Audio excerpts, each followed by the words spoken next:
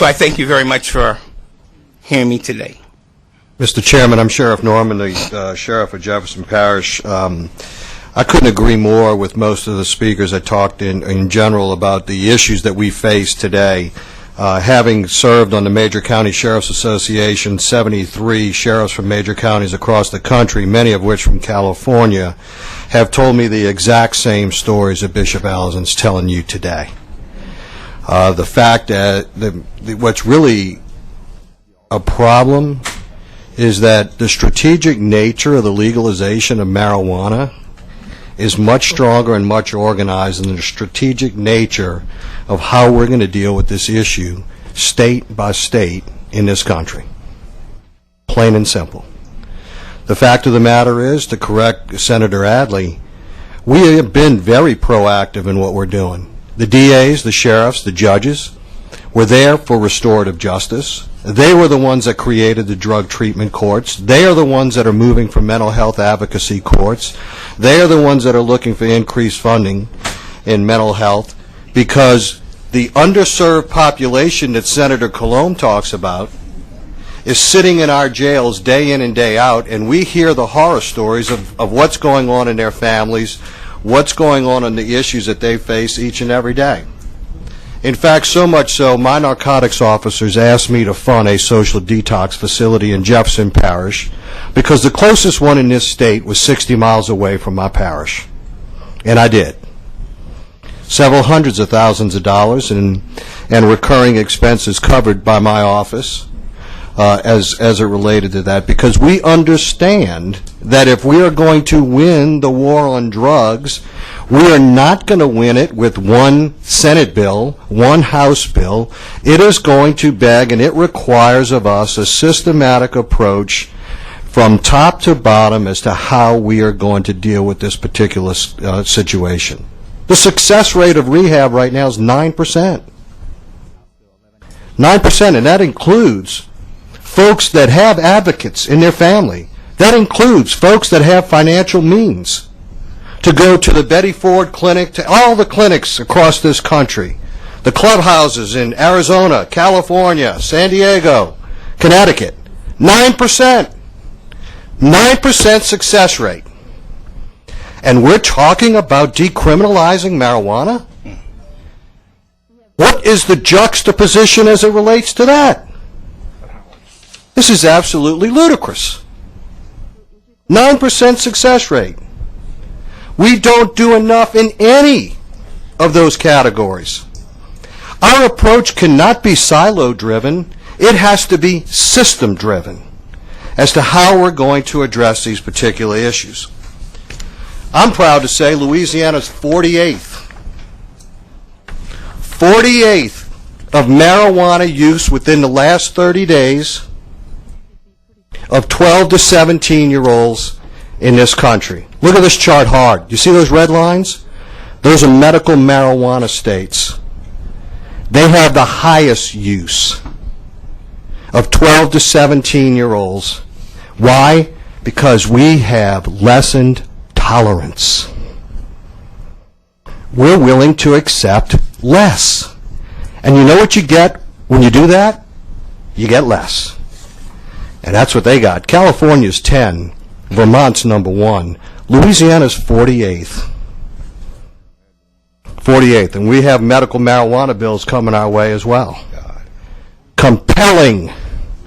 Compelling. We want to be first. We're almost there. We're in third place. Of the least amount of 12 to 17-year-olds in the last 30 days admitting to using marijuana. 25% of all vehicle accidents in the U.S. today involve under the influence of marijuana.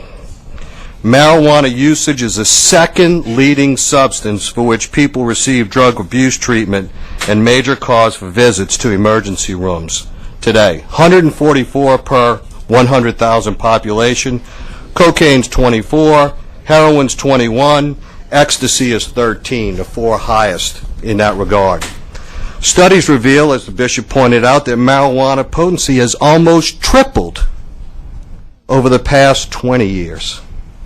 If we went back to when Senator Adley tried it in the military, it would probably be 10 times the potency of marijuana at that point in time.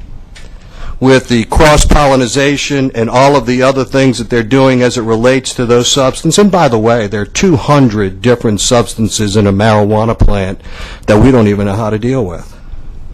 You want to know the true irony? We're getting ready to talk about medical marijuana here in a couple of days. We don't train our physicians in dispensing marijuana at all. We got rid of plant-based medicine 40 years ago. 4 years ago. And that's what we're going to talk about in this legislature? About medical marijuana? The number of 8th graders who have used marijuana has doubled from 1991 to 2001. For every dollar in alcohol and tobacco tax revenue, society loses $10 in societal costs ranging from accident to health damage. The Rocky Mountain HIDA just recently issued a study about the effects of medical marijuana on that state. Forget about legalization. Medical marijuana alone. Traffic fatalities as it relates to marijuana induced, 114% increase. Increases in the youth that I just pointed out. Adult marijuana use has gone up by 27% in that state. The marijuana dispensaries in the city of Denver outnumber pharmacies. Go figure that out. The related exposure cases. McDonald's and the coffee shop put together. 200% increase in marijuana-related exposure cases. Diversion, meaning marijuana leaving Colorado and coming to states like Louisiana, which we have a number of cases, has increased by 77%. Over 7,000 pounds has left Colorado to other states where it's illegal. And the list goes on and on. I represent the wealthy. I represent the middle class. I represent the poor. Thankfully, in all of those classes of individuals, the law-abiding citizen outnumber the non-law-abiding citizen tenfold, 100-fold, 1,000-fold, thankfully. I've lived my life that the entity's interest always outweighs the individuals. Always. You represent the entity, which is the community at large, the community of Louisiana. The anecdotal stories that we're hearing today, they're tragic.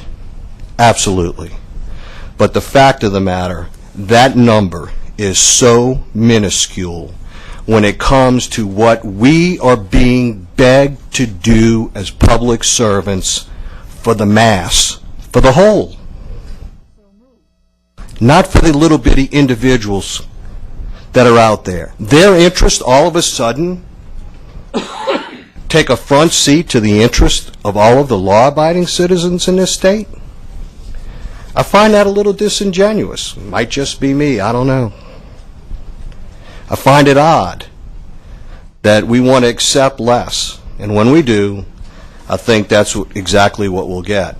The data, why do anything right now? You know what we have? We have a social project right now, a study going on in the state of Colorado.